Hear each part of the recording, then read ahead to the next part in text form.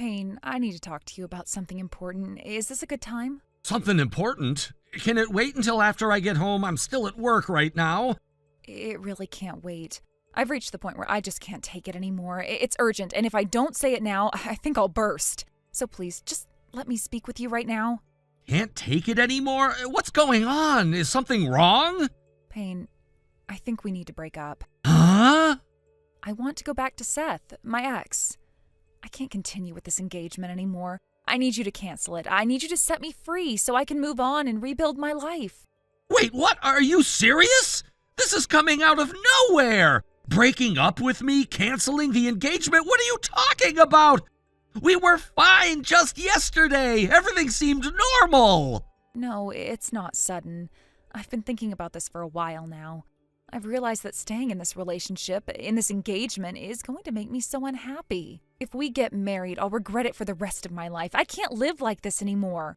Why do you feel like this? What happened? Why didn't you say anything before we got engaged? Well, the truth is, marrying you was never something I wanted. This whole engagement, this whole marriage thing, it was pushed onto me by my father. I never asked for any of this. They set up the arranged meeting, and I didn't have the courage to refuse. Everyone around me seemed so eager for it to happen, and I just couldn't say no. I was never into it, but the pressure kept building. Wait a minute, hold on. But didn't you say that you were okay with the arranged meeting? Didn't you tell me that you were open to it? Your mom said you were the one who suggested it after you broke up with Seth. Are you telling me all of that was a lie? It wasn't a lie exactly, but it was twisted. My mom lied about it, saying I wanted the arranged marriage. The truth is, I never wanted to do any of it. My dad made all the decisions. It was like a business transaction, a political marriage, not a love match. My opinion doesn't matter one bit. But you contacted me after the arranged meeting. You were the one who said you wanted to move forward. You seemed so positive about it. You even accepted my proposal with a smile on your face, and we talked about the wedding. We chose the venue, the dress. You were involved in everything. And now just like that, you want to end it all? It's not just that. After we started living together, I realized something wasn't right. It was like you thought you were in charge of everything. You kept lecturing me, always acting like you knew better, and I felt like you were looking down on me. I started to feel frustrated and suffocated. You've got money, but you're so cheap, it's like you never want to spend anything. And don't even get me started on the beard, the weight gain, and your stinky feet.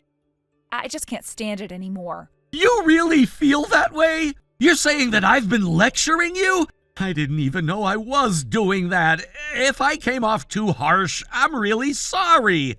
I'm sorry about the beard and the weight gain and the feet. But when it comes to money, I've just been saving up for the wedding, trying to be responsible. I didn't think that was a problem. It's not just that, it's everything. Your work schedule is always all over the place. We hardly ever spend time together, and when we do, it's never quality time.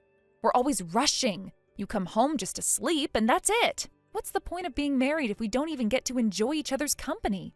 If we have kids one day, it's going to be all on me. You'll be busy with work, and I'll be stuck with everything. I'm not okay with that. I don't want to live like that. I know my schedule is irregular, and I've tried to make it work. But I'm sorry if it's causing you stress. I've been trying to balance everything. But when I proposed, you said you understood.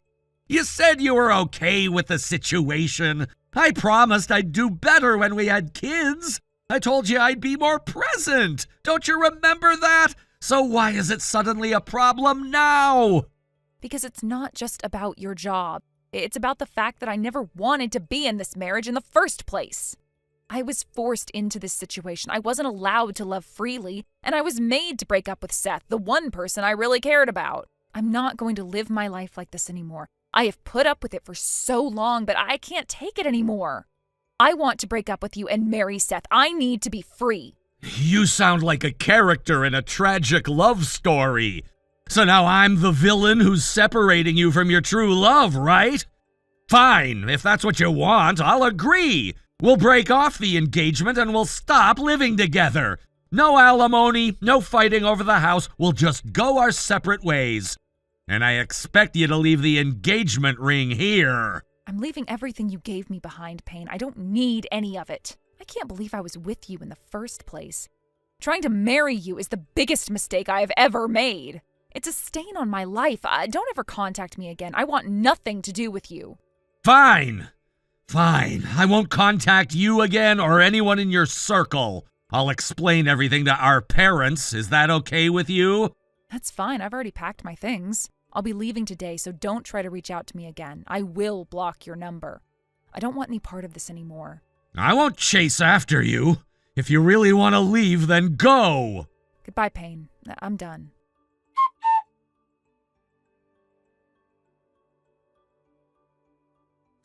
Payne, what is going on?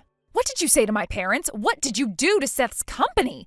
You coward, tell me what exactly did you do to make all this happen? Coward? You got some nerve calling me that? You unblock me just to yell at me like this? What's going on? Did something happen to make you act like this? All of a sudden you're accusing me of things without even letting me explain. Don't play dumb. You must have said something to my parents. Do you have any idea what you've done? I have been completely cut off.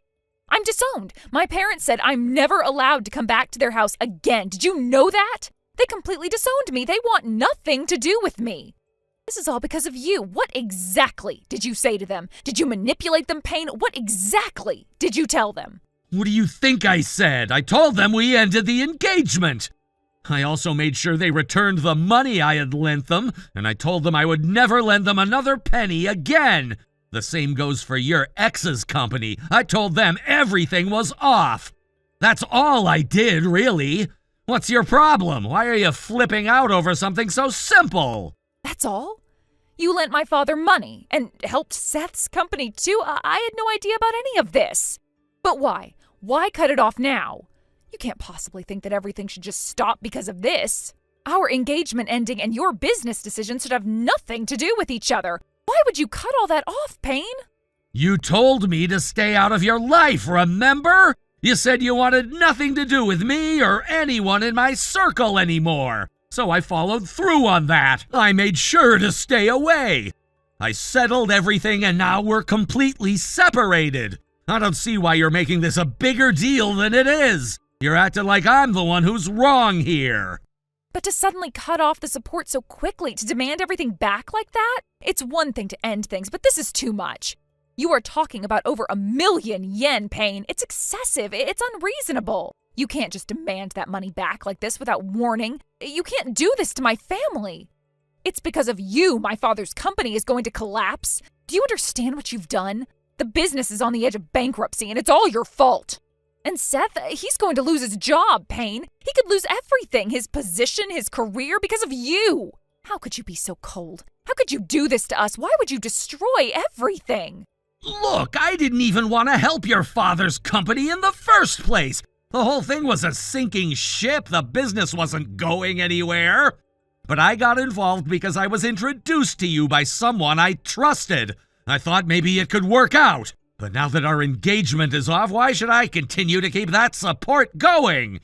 You told me to stay away, so I did what I had to do. Your family was just using me. I was a means to an end. It was all about money. Now I'm walking away. That's the reality of it. You can't just pull everything away like this. This isn't fair. How could you do this to us? How could you be so heartless? This is too much, Payne.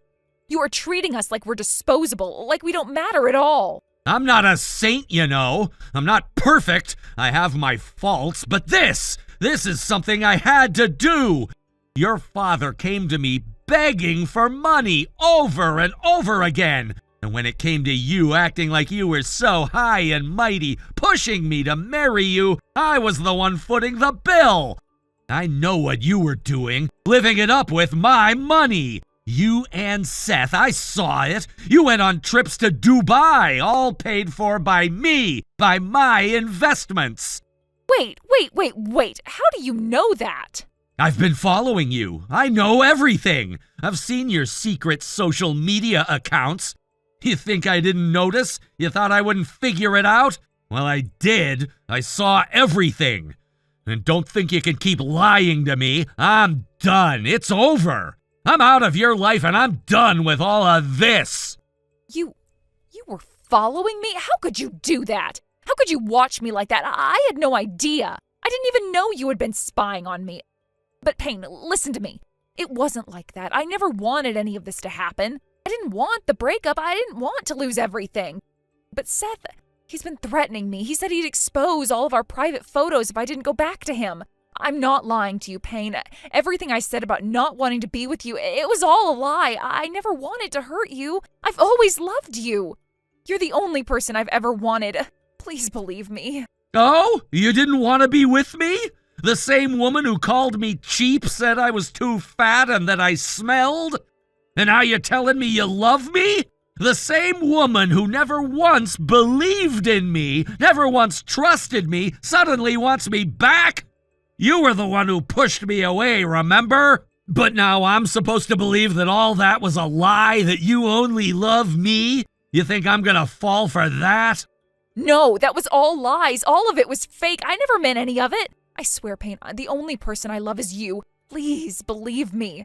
Let's start over. Give me one more chance to prove myself. We can fix everything. I know we can.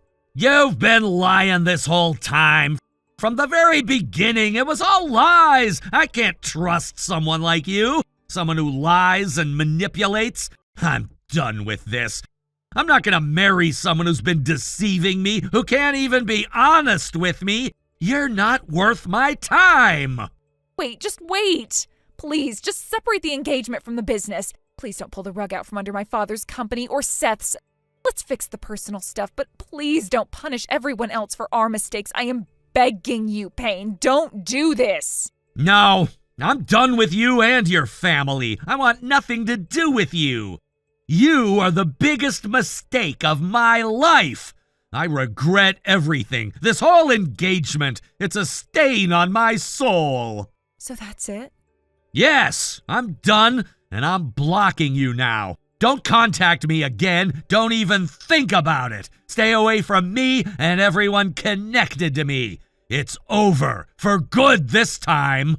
No, please don't do this. Goodbye.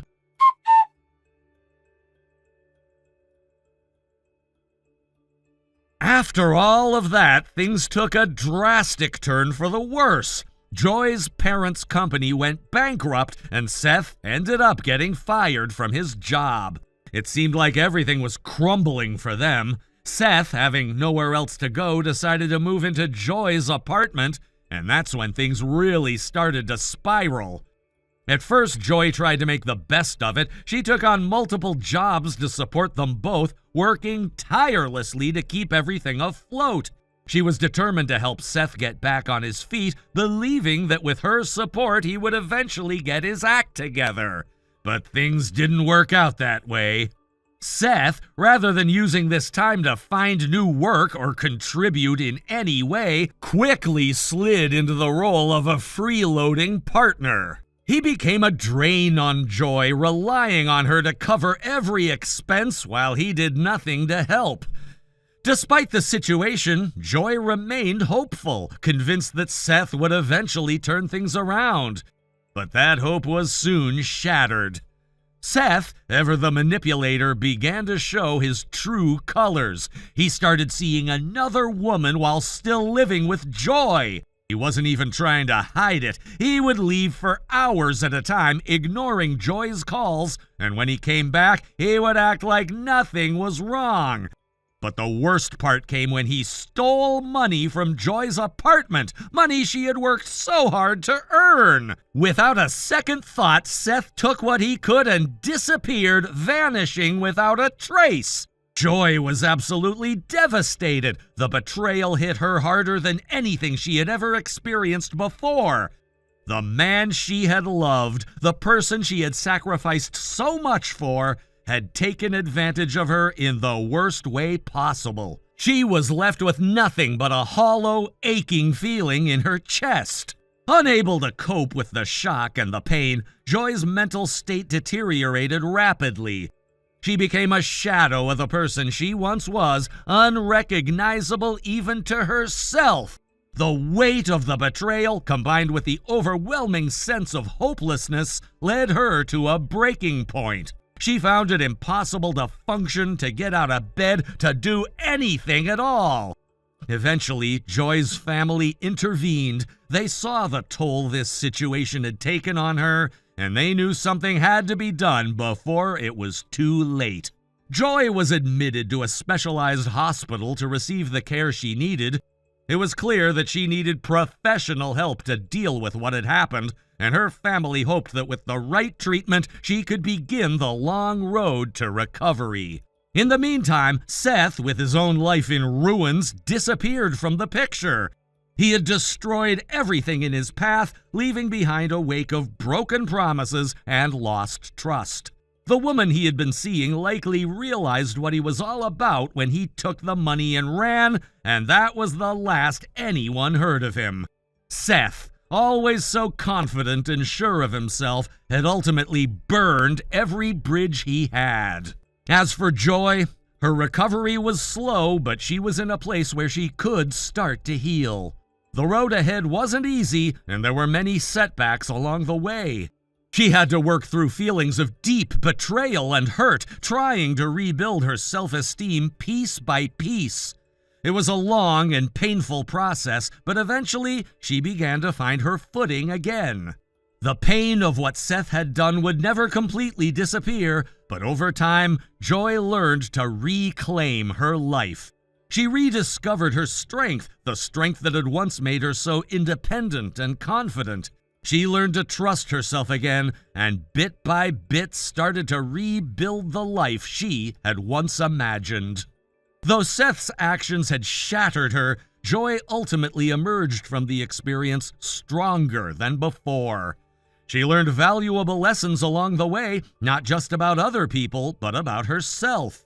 She discovered that her worth was not defined by others, and that she didn't need anyone's validation to feel whole.